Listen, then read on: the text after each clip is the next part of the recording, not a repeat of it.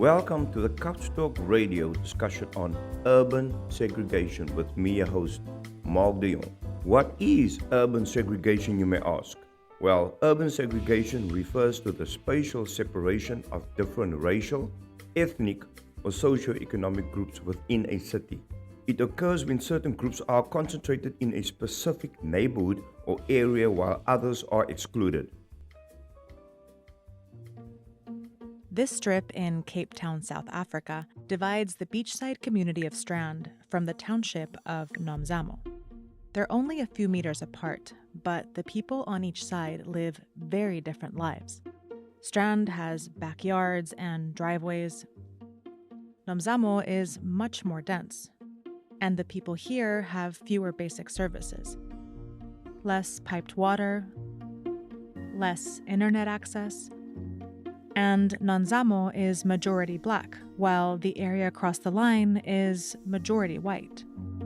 If we use dots on a map to represent race, you can see how stark that divide is. If we zoom out to the whole city, we can see it's actually everywhere. And this is the case across much of South Africa. The color of your skin here often determines where you live. It also determines your quality of life. People have to move by public transport for up to 3 hours a day, and they can't take care of their obligations in the community with the rest of the family because they're always working and they're always traveling. For decades, South Africa was under apartheid, a system that wrote segregation into law.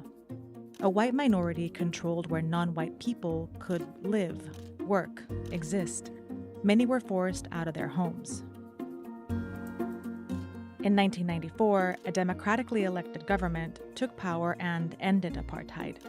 It was supposed to be a new beginning. But a lot of the country still looks like this.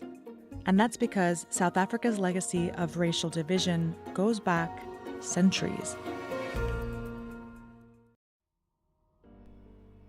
And exploring this racial divide, we look at apartheid, the word, a pronunciation in Afrikaans that means separateness or the state of being apart, literally, was a system of racial segregation in South Africa enforced through the legislation by the National Party, the governing party, of 1948 to 1994, and still impacts our society today, despite the modernization and socio-economic changes that everybody claims is happening. But yet, visibly, looking at our areas, this is not the case. And how is our South African population divided? Well, the Population Registration Act of 1950 classified all South Africans into one of four racial groups based on appearance, known ancestry, socioeconomic status, and the cultural lifestyle: black, white, colored, and Indian. The last two of which included several sub-classifications. And in reality, urban segregation can lead to concentrated poverty in minority communities by limiting access to opportunities and resources. Education. Children in segregated cities may have access to lower quality of schools and fewer educational opportunities. Jobs. Segregated neighborhoods may have fewer bank investings in the area and fewer economic opportunities and good jobs. This can lead to a higher unemployment rate and racial income inequality. Housing. Segregated neighborhoods may have lower home values and lower housing quality.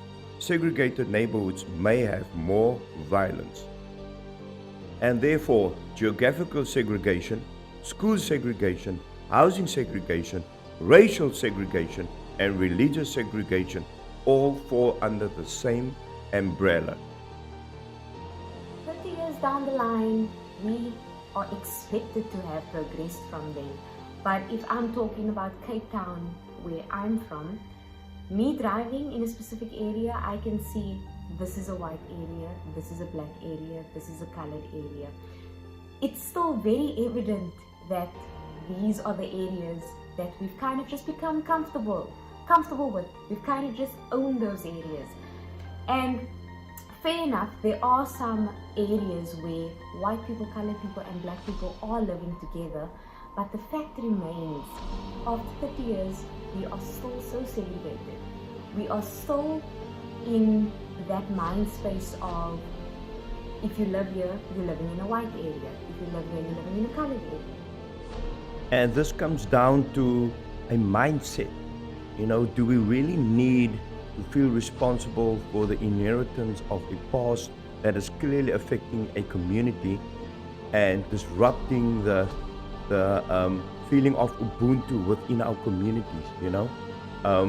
We need to explore and identify opportunities, ways and means to empower ourselves, educate ourselves, rehabilitate ourselves if we are ever to step out of the darkness of segregation.